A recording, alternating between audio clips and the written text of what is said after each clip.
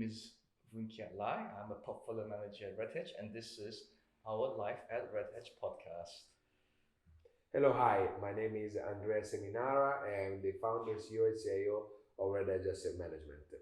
And thank you, Voon. And just a little bit of background. We did our podcast a while ago. We stopped for a bit. Yeah. We got lazy, but now we're back again in the game.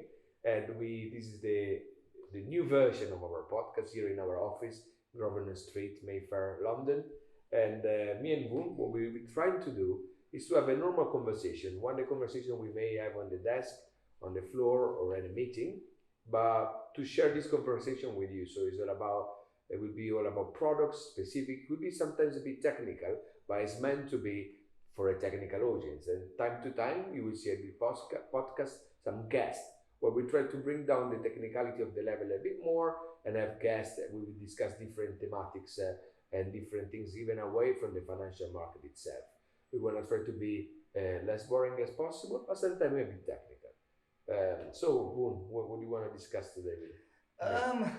Well, we're trying to have a friendly conversation, right? So let's start with, well, it's almost half the year gone past, and this year, I mean, personally, I found this year to be quite an interesting year. We had lots of events that happened, but lots of challenges in the market. For me personally, was a lot of these events which we did not expect that would happen, and that has been giving investors of all sorts a bit of challenges in the market. What was your takeaway? Let's do a quick timeline. Yeah. We start the year, January.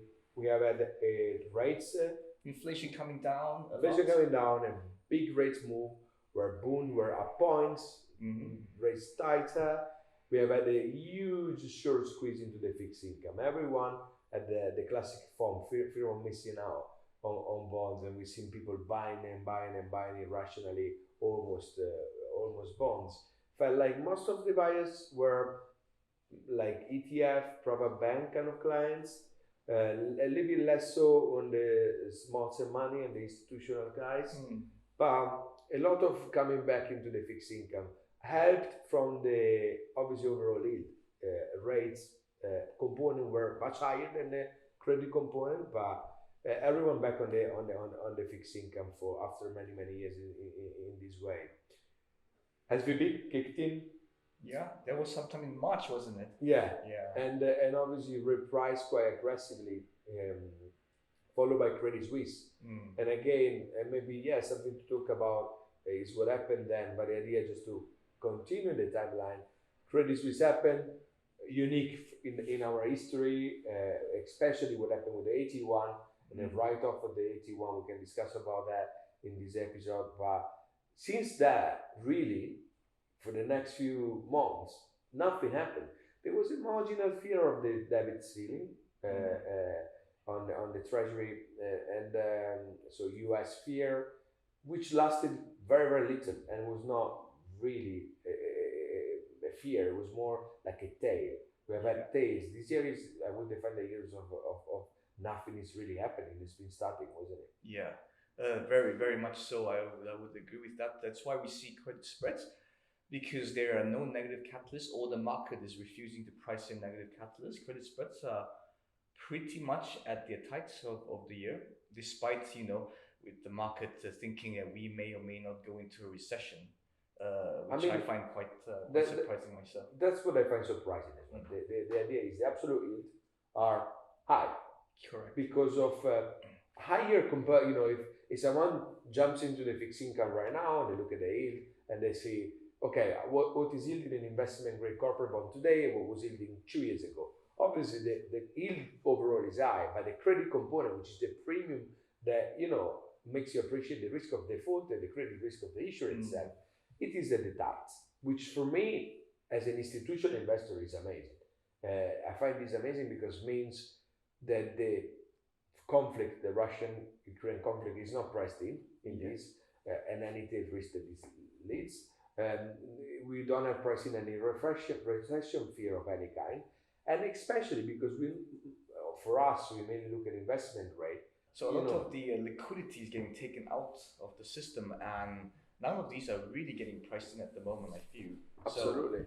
So it remains to be seen what this a retreat in a more practical scale on central banks away from just hiking rates would do to the actual markets. But we saw with the case with the BOE when they launched I would say something like a reverse QE where they are selling the bonds that they have bought previously on the QE.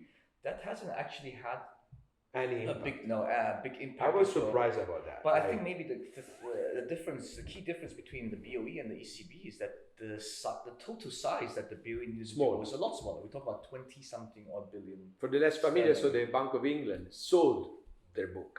So it sold the bonds they bought during the QE, which is obviously the market expected the sterling denominated credit, which was purchased by the Bank of England. We all expected to be underperforming just because of a technical factor of these big sellers around. They managed to do it in a very sensible way. My point to you is small enough to be able to. It's like managing, if you're a big house, if you're a BlackRock, a Pinko, you can move out risk without moving the market. This is the job of those kind of accounts. It's their strength. But ECB will never be able to. Yeah, because the ECB, we're talking about hundreds of billions of assets that it's not even on the plate to do.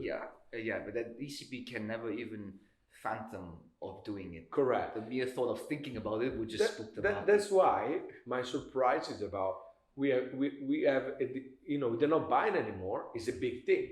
They're not buying as much anymore. It's a big thing. Credit spread must go wider unless we price in something which I'm not aware of, which is equivalent to the power of the ECB coming into the market, which means a new marginal buyer, a new marginal buyer or a optimism in this context, which is to me unjustified. Because if we were at the level of credit spread wider, people can bet on a tightening of those spreads. But right now we are really not pricing any risk, and we don't have a flow which rebalance what is going to finish. Right? I think not many people are aware. Perhaps the ECB is diminishing in a sensible way. Perhaps. But hang on, just 1 second, Andrea. I would like to pick your thought on something you mentioned earlier. Particularly on interest rates, because yes, in the last year or two, everyone these days are macro trader because that is the big thing. Interest rates are the big things that are moving markets these days. So, funny enough, interest rates, like you mentioned earlier, with the yield component of credit bonds, have a big impact on credit. But this impact is a little bit double-edged sword. It could be a good thing, it could be a bad thing. So, for example, higher interest rates for example, IG corporate senior markets, which are spread-based products, in a way is actually good for these products because now investors get to buy bonds at a much higher yield. However, this is not the case for corporate hybrids, for example, the price-based products, for example, AT1s or corporate hybrids, because as interest rates go much higher, the demand for these bonds actually come down. Do you want to explain to me what you've seen this year, at least on this side? Let's do this. Let's make it one step back from the purpose of serving the less familiar with these products on the audience, which is what is corporate hybrids and what is the difference from a cash and a spread credit product. Because first of all, point number two, the market standard, for instance, is to exchange senior debt on the spread versus bond. So when you trade on a trading floor, a bond on, Total, Shell, those kind of issuers, you will be quoting a spread over bond. Correct. And so, which means that every tick of the bond, the price will change accordingly. So the yield will be adjusted. So corporate hybrids are a structure where S&P in particular put in some rules where it's all about the call or non-call of those bonds. And they're quite simple. If the issuer, if they don't call the hybrid, the specific bond loses the equity content. So for that specific issue, they goes to 100% debt, but the rest keeps its 50% equity. If they obviously refinance and call, it's business as usual, there is no problem at all. But if they what is the next scenario? So if for example, if the bonds are called, but not refinance, then I think what happens is that the remainder of the capital structure loses their credit equity because they are no longer permanent. Correct. Or the concept permanence is by. So if they call it non-refinance, everyone loses. Correct. What happened? What we actually seen in last year and this year, which is quite interesting. No one really expected that, giving confidence in this subsector, that a few issuers have called a non-refinance, which means like we've seen it on Danone, we've seen it on Bertel, Bertelsmann, Naturgy, and all issuers with 2-3 bonds, which has decided to show a very, very strong feedback to investors, to say, we call this bond regardless. It's not efficient for us because we lose this equity content, but we call the bonds at par. We give you cash, obviously at par, and they committed to the investors rather than to the rules. So showing to the market a very solid credit profile, being able to afford the call of those bonds, and avoiding the inefficiency. We see opportunity on those bonds. But this really comes back to your point that you mentioned earlier, that in corporate hybrids, you really want to focus on good issuers, issuers who are, solid. They have ample liquidity, good IG ratings, good credit profile, because these are the issuers who would tend to be more investor friendly because, first of all, because they can and because they want to keep, quote unquote, a good name in the market. Whereas we saw, some sectors where they were particularly affected, like in real estate, for example, where it is almost impossible for any of these issues to refinance or to fund, even in seniors, let alone in hybrids. And these guys, they have obviously elected not to call these bonds because, first of all, they are not able to refinance to start with because funding rates are way too high. The sector is very, there's no appetite. The sector is very distressed. And because all these bonds were issued, back in the day, I would say when interest rates were low, they technically, have a low coupon rate, and these further incentivizes these issuers to let this. But that's good. That's a good point. There is a huge distinction between lower quality and higher quality sectors and everything else. So, I mean, we did speak a lot more than we wanted on average, but we're gonna be specialized in this sector. There was some structural change in this year, for instance, on the reset into call, but we go a bit technical here again. But the idea is that when those kind of products on this market inefficiency, they compress a lot with seniors. It becomes very interesting to see the rotation. So talk about this compression. We usually see hybrids against seniors. What we talk about? We talk about anywhere between 150 to 200, 300 spread difference, depending on the name. So obviously when the market is strong, the spread difference will become smaller, and when the market is weaker, it will become wider.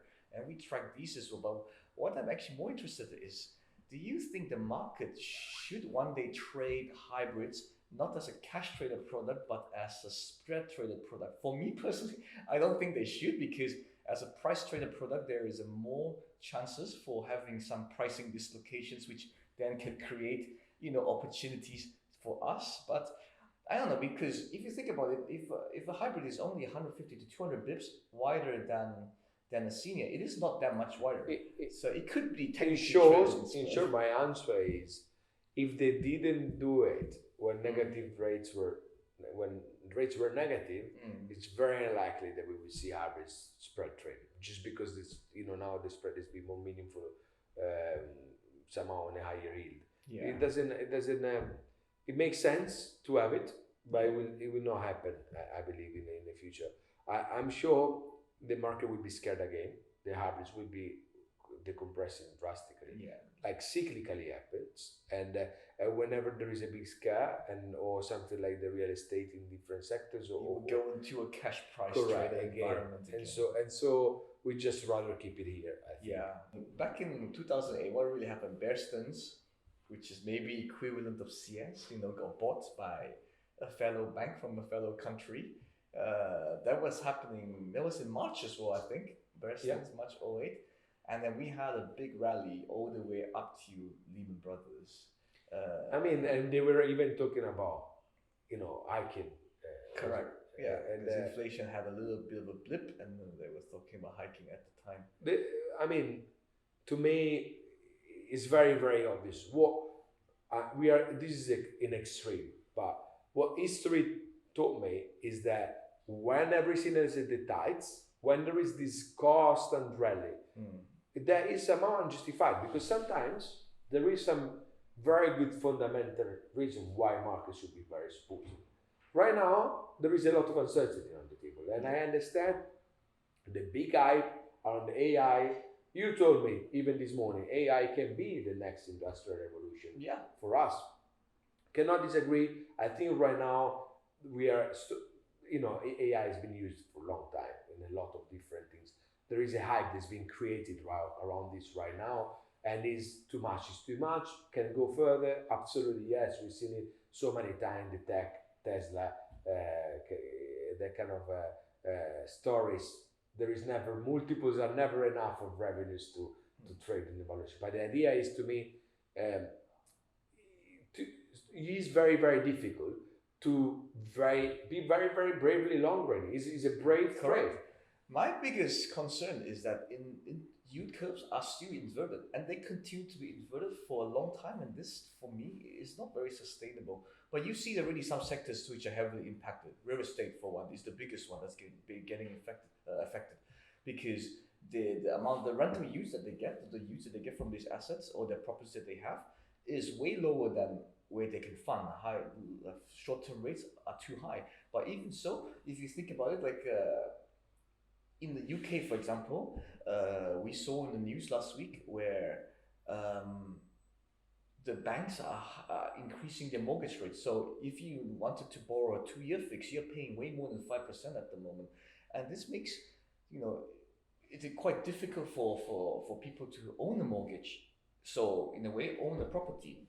Absolutely. I mean, the recession fears overall, and the reality of the impact of all of these higher rates is yet to be seen. Correct. I mean, real estate was quite obvious. Yeah. Banks, if you ask me, 2 years ago, I was like, banks will make a lot of money.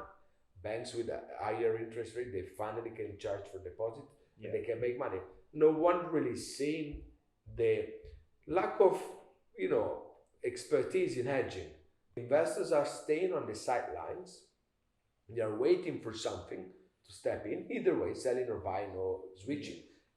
They are not creating efficiency on the portfolio. They're not outright buying, outright selling. So once again, going back to my previous point, we are in the hands of CTAs or passive funds like ETFs, which are weighting the technicals into the fixed income market, into the credit market in general. And for this reason, the anomalies, they lasted a bit longer, and these trends, which it could overshoot. It's always overshoot. Going to overshoot, yes. Didn't you notice that this year? It overshoots. Like, inflation is coming down, boons everyone overshoot. Is super optimistic. Suddenly it's upticking, and then it's super pessimistic. So there is this year of overshooting situations. He overshoots longer in strengths for a longer time. Yeah. And right now is where one of those months where I feel like substantially uncomfortable with this market. Well, let's hope for everyone's sake that none of this catalyst would happen, and that we would all have a very nice summer. Well, we need awareness. Correct. Is what we're trying to stimulate. We don't want to be the ones coming like the bubble boys or whatever, but we just need to be. There are loads of risks out there, and it's up to every investor to figure out whether or not they get compensated, whether they're compensated to hold these risks, knowing that what is in the background of what could happen in the background. Absolutely. Being compensated for the right risk. Correct. Basically. You must be compensated for risk. When you are investing assets, there has to be a compensation for the risk of default of the issue itself. So obviously we have a bias on credit. I'm looking more on the fixed income side. If the credit spread component is too tight, I don't think it's worth to allocate assets into this. Can be tight, so yes, there is always this trend that can keep grinding, but what it is very, very marginal with a very, very big downside. It becomes a game of musical chairs. Correct. Yeah. And then who is the last one? Correct. Keep it. And smart investors can be trying to play this very, very dangerous game. If I have very little compensation, I allocate money to bonds. I allocate money to another government, like his front end, on the bad end of the curve, or long end, or in general into credit. It is very, very difficult to be allocated now. Where is crossover compared to the tides? At the tides. Pretty much at tides. So in a year like this, when the QE is diminishing drastically, I don't think it's enough personally. I think we need to be careful here. I absolutely agree with you. I think there are risks abroad that we just have to be cautious here. Is my view. And then, if I'm wrong, we will have the very first year where it's been strong forever. Yeah. Well, they say nothing lasts forever, so we'll see. Okay, well, thank you very much. Thank you very much. We'll wrap it up here, and hope you enjoyed this podcast. And thank you, Andrea, again for being in the podcast. And if you have any feedback, or let us know what you want us to talk about in our next podcast. Thank you very much. Bye bye.